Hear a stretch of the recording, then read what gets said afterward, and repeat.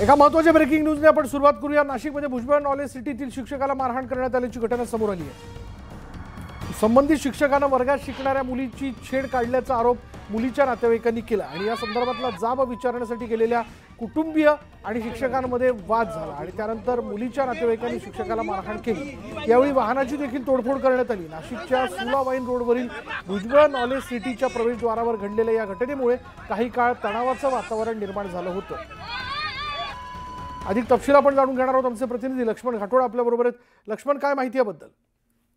नाशिकच्या सुला वायनरी रोडच्या परिसरामध्ये भुजबळ नॉलेज सिटीचं हे आर्किटेक्चर कॉलेज आहे आणि याच कॉलेजच्या मध्ये शिकणाऱ्या एका मुलीला त्याच कॉलेजमधील एका शिक्षकानं त्या मुलीची छेड काढलेली होती। या सगळ्याच्या संदर्भात सदर मुलीने कॉलेज प्रशासनाकडे तक्रार केली आणि त्या तक्रारीनंतर देखील संबंधित जो शिक्षक आहे त्याच्याकडनं या मुलीची छेड काढणं सुरू होतं। या सगळ्याचा जाब विचारण्यासाठी आज या मुलीचे आई वडील आणि भाऊ जे आहेत ते कॉलेजमध्ये गेले। त्यानंतर त्यांच्यामध्ये बाचाबाची झाली आणि या सगळ्या प्रकारानंतर संबंधित तरुण शिक्षकाने त्याच्या कुटुंबियांना त्या ठिकाणी बोलवलं आणि त्यानंतर त्याचे कुटुंबीय तिथे आले आणि त्यांनी सोबत विळा, कोयता असं हत्यारं जे आहेत ते त्या ठिकाणी घेऊन आले। त्याच वेळेला या गावातल्या लोकांनी आणि त्या मुलीच्या वडिलांनी आणि भावांनी या संबंधित शिक्षकाला आणि त्याच्या आई वडिलांना त्या ठिकाणी चोप दिलेला आहे।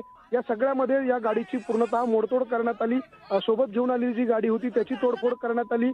जो शिक्षक होता त्याच्या वडिलांना जमावाला मारहाण केली। या सगळ्या प्रकरणानंतर नाशिकच्या ग्रामीण पोलिसांनी दोन्ही बाजूच्या तक्रारी ज्या आहेत त्या दाखल करून घेतलेल्या आहे आणि या सगळ्या प्रकरणात कारवाई सुरू केलेली आहे। दरम्यान या सगळ्या प्रकरणामध्ये एमईटी कॉलेज अर्थात भुजबळ नॉलेज सिटीकडनं संबंधित शिक्षकावर निलंबनाची कारवाई करण्यात आल्याची माहिती देखील मिळते। त्यामुळे आता या सगळ्या प्रकरणात पोलीस पुढे नेमकी काय कारवाई करतात हे बघणं महत्त्वाचं असणार आहे। धन्यवाद लक्ष्मण या सगळ्या तपशिलाबद्दल।